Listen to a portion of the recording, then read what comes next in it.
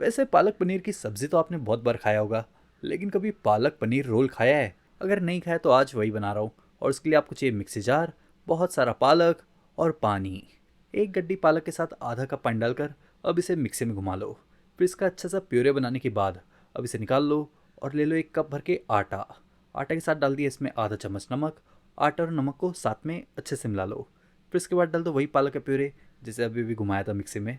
फिर इसके बाद अब इससे ही आटा को गूंथ लेना है। मैंने अलग से पानी का यूज़ बिल्कुल नहीं किया है।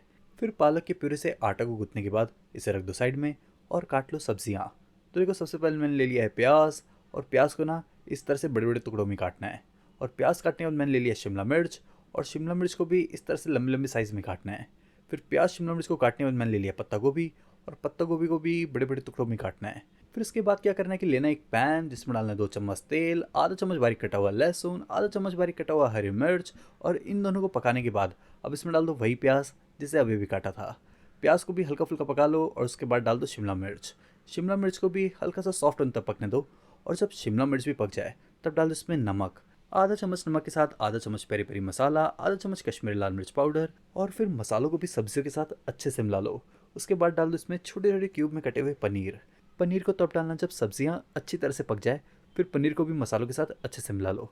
और जब पनीर को भी मिला लोगे तब इसे निकाल लो और ले लो मिक्सी जार। अब मिक्सी जार में डाल दो धनिया, पुदीना, 3 से 4 हरी मिर्च, 3-4 लहसुन की कली, एक छोटा टुकड़ा अदरक का भी डाल दो, टेस्ट के हिसाब से नमक और थोड़ा सा पानी। पानी आधा कप। फिर उसके बाद डाल दो मूंगफली भी। और अब इसे मिक्सी में घुमा लो। मिक्सी में घुमाकर इसका अच्छा सा चटनी बना लो। और उसके बाद ले लो एक टमाटर। टमाटर को ना गैस पर अच्छी तरह से चारों साइड से सेक लो। और टमाटर को भी तब तक सेक लो जब तक एकदम सॉफ्ट ना हो जाए। उसके बाद डाल दो इसे मिक्सी जार में।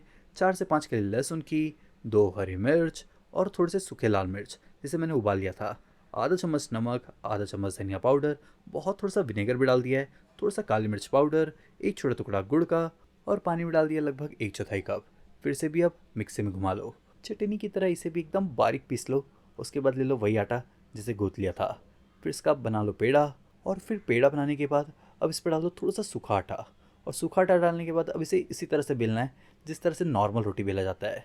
और फिर इसे रोटी की तरह एकदम गोल बेलने के बाद अब इसे डालना है तवे पर। हाँ, मैंने तवे को पहले से गर्म करके रखा था। और तवे पर डालने के बाद अब इसे अलट पलट कर दोनों साइड से अच्छी तरह से सेक लो। और जब ये इस तरह से पक जाए तब इसे भी निकाल लो। फिर से निकालने के बाद अब इस पर डाल दो गोभी जो शुरुआत में काट लिया था, साथ में वही फिलिंग जैसे बना लिया था। और फिलिंग के साथ थोड़े से प्याज भी डाल दिया है। प्याज के साथ थोड़े से टमाटर भी डाल दो। और टमाटर के साथ वही दोनों लाल हरी चटनी जिसे मिक्सी में घुमा लिया था। ये तो आप अपने टेस्ट के हिसाब से डालना। फिर से डालने के बाद अब डाल दो आखिर में बारीक बारीक कटा हुआ धनिया भी। और धनिया डालने के बाद अब इसे लपेट लो और गरम गरम ही खा लो। बाकी की रेसिपी चली तो वीडियो को लाइक करो, शेयर करो, शेफ प्रतीक्स किचन को सब्सक्राइब भी।